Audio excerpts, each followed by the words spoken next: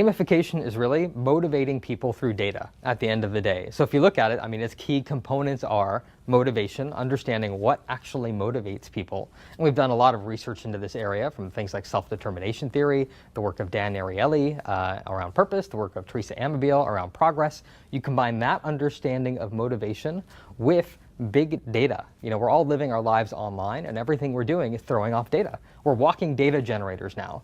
And you take that data about everything we're doing, no longer just transactional purchase data, but everything that we're doing, you combine it with this latest understanding of motivation, and those are the raw ingredients for gamification, using these data-driven motivational techniques from video games that have been proven to work. Things like goal setting, fast feedback, transparency, collaboration, competition, leveling up, onboarding, all put together, they make this really powerful Loyalty 3.0 engine, but you need motivation and big data to power gamification.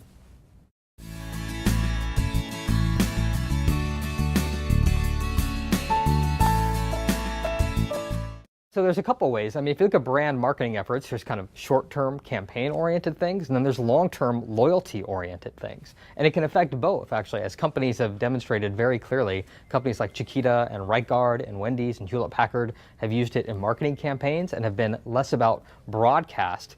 I'm pushing this to you and you are a passive consumer, and instead engaging consumers in those marketing campaigns so that they want to participate, they want to engage, and they can actually move them up and develop true loyalty among that user base.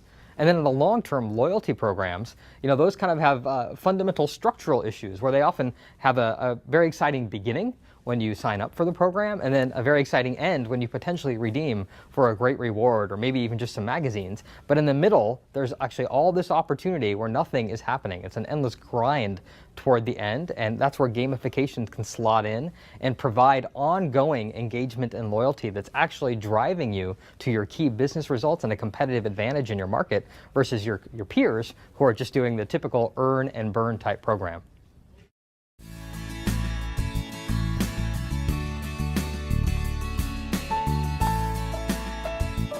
So traditional loyalty is also what my colleague Barry Kirk refers to as mercenary loyalty, right? Or inertial loyalty. Inertial loyalty being I'm too lazy to move, or I don't have any better options. And mercenary loyalty being I'm not too lazy to move, and I'm just going to go to whoever gives me the best deal.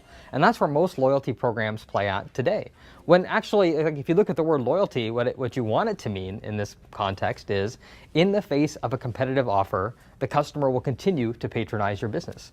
And they'll resist those competitive offers, right? And by the way, this shouldn't just apply to your customers, because you also want your employees to be loyal, and you want your partners to be loyal as well. And so what's actually happened in the last several years is, you know, this Loyalty 1.0 transactional purchase stream has been expanded to include almost everything we're doing because we're living so much of our lives online. All that big data about user activity that is now being generated, combined with the latest understanding of motivation, and these data-driven motivational techniques from video games are used to power Loyalty 3.0, which is the next generation of loyalty. And companies that actually have initiatives to do this are going to be the ones that win in their markets and have a competitive advantage.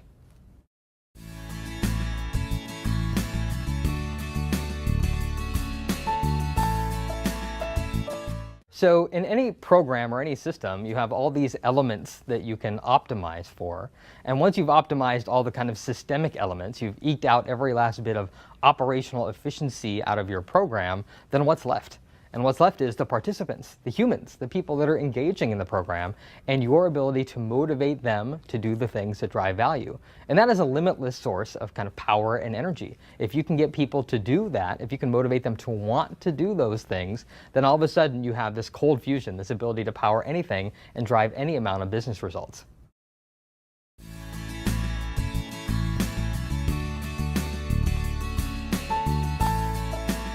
Gamification at its core is really motivating people through data, right? So if you look at that, it's like we got to understand motivation, and we have to have a big set of data in order to use to motivate people. And so big data, you know, tons of data being generated by us all the time now. We're all walking data generators because almost everything we're doing is being mediated by technology. And because of that, it's throwing off data. And the user activity data in particular about the things we do can now be the raw material for our next generation loyalty program. If you think about Loyalty 1.0, it was really all about just transactional data every time somebody made a purchase. But now we have all this data about every time someone makes a purchase, every time they share something, every time they read a document or make a status update. All those are now available and can be used as the raw material. So you combine that big data set about what users are doing with gamification, these data-driven motivational techniques from video games, and all of a sudden you have a very powerful engine to motivate, engage, and drive true loyalty.